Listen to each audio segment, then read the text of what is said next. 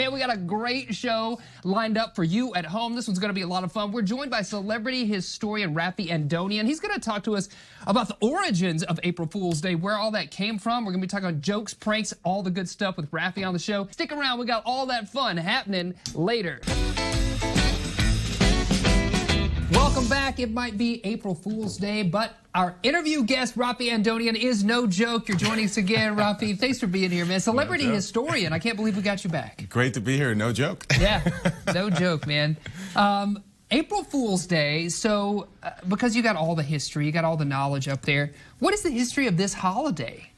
It goes back centuries and centuries, although, of course, as usual with these things, they morph. They kind of come up and down, they change around. But when we look backward trying to find origins, you can find a festival called Hilaria. Okay. Sound familiar? Sounds hilarious. Yeah. Means joyful. Yeah. And that festival in ancient Rome was something that, was made for humor and fun and joy.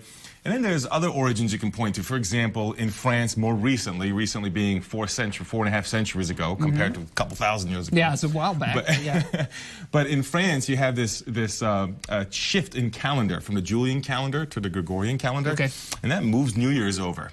And there is a story that goes, it's not completely verified, but there is some people that believe that, that shift in the New Year's fooled people, and they were celebrating New Year's in the wrong time, which falls around late March, early April, and maybe that's where it started. So there's different versions of the stories, but those are a couple examples. Fascinating, yeah. And I know that you brought, as you always do, some props, some things we're going to talk about, but we're kind of like dealing with the perception of reality, right? Because pranks have become a big thing for April Fool's Day. Kind of like a common thing to do. You prank your magazine covers, news stories, all kinds of stuff. My favorite is the products. Like, companies got into a habit, about 5 or 6 years ago, where they would make an April Fool's Day product, and if enough people were like, actually, we really wish that was real, they would just make it. And now it's become like common practice to April Fool's Day a prank that they secretly kind of want to make, and then it becomes reality. I think I want to talk about this because I see some familiar items. You brought items money. Here. Can I have some? Yes, and I'll see you later. Thank you. No, you got the $1 bill, the $10 bill, and then I see this guy lurking here, the $2 bill, which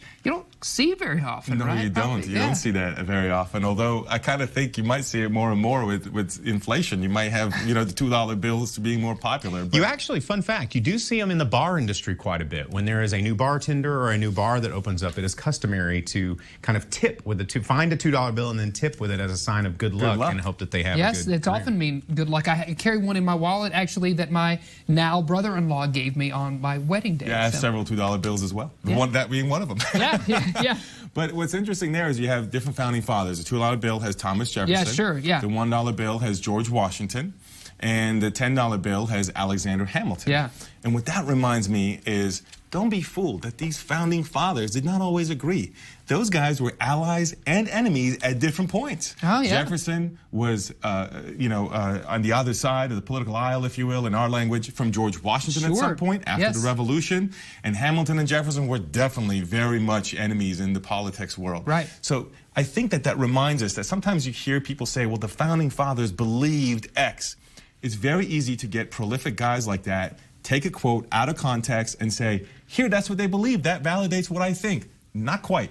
Keep reading, because that same guy might have said something else in a different context, and especially some other founder might have said something else, and they often disagreed. So there's no one consensus that you can say that they all believe to validate your position. So you have to not fool yourself into thinking that you are always on the side of the founders because the founders themselves disagreed. That's so interesting you say that, because, when I think of these three gentlemen right here, founding fathers, I think of the musical Hamilton, right? They're all very much portrayed in that musical, but obviously we're seeing one side of the lens on that story. So there's always Hamilton's more popular now, but it's a great example of historical memory, as we would call it, which, of course, you and I were not around in the founding period, but we do have some kind of cultural memory of it. And in our memory, different figures kind of go up and down. It used to be Jefferson, now it's more Hamilton, just different ways we perceive something based on our present and what we project backward. Yes. There's only one place all those guys get along in, and it's my wallet.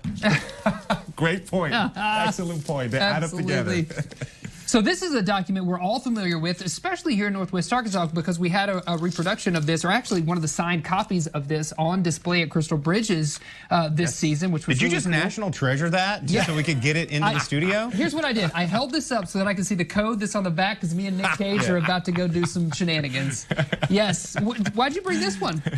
Well, the Constitution to me is a reminder that especially right now, there's a lot of debates around the Constitution. Yeah. And to me, it's sort of a second kind of thought on top of what we just talked about with the dollar bills. Yes. They did not all agree, not only on issues, but they didn't even agree on the Constitution. How many times we hear folks talk about the Constitution is, of course, this, glorified document that means this, it's set in stone. But the funny thing is, not only did they debate interpretations of the Constitution, but believe it or not, they even debated if they wanted the Constitution. Some folks were opposed to the Constitution entirely. Patrick Henry, the guy who screamed, "Give me liberty or give me death," being one of them. Really? So the funny thing is, what people forget, we often confuse the American Revolution and the Constitution. Absolutely. The American Revolution was for independence from Great Britain, but the Constitution was actually the second form of government, not the first one. The first one was the Articles of Confederation.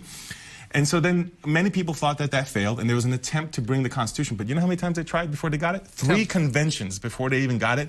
The last one that we all remember, the Philadelphia one in 1787, some of the guys that were at the Constitutional Convention to create the document walked out in protest. Wow. They said, "I don't want this document." They didn't sign it. And then when it went to the states, there was a lot of debate, and including opposition, based on having different interpretations of it. So that's what I want us to remember. Don't fool yourself when you read the Constitution that your way of reading it is the only way, because even the founders disagreed, A, on if they needed it, and B, what it meant. It's pretty wild seeing, when you see the Constitution in a hand like that. I've seen operating agreements for third graders like ice cream stands that are more complex. It is incredible. And then we're basing our entire government on that. It's just so wild when you you see it and you go, that's like, what, 3 pages? Yeah. And that's our government? Four But you know pages. what's really fascinating about that to me? It shows you that it's a blueprint, it's not a policy. Yes. Yeah, that is fascinating. With all this stuff you brought us here today, what do you think? What's the overarching message? What's the lesson for us to think about and consider? Well, much like on April Fool's, when you see that fake magazine cover, don't believe what you see right away, right? Yeah. Don't believe what you read and see right away and what you immediately what your reaction is. Pause,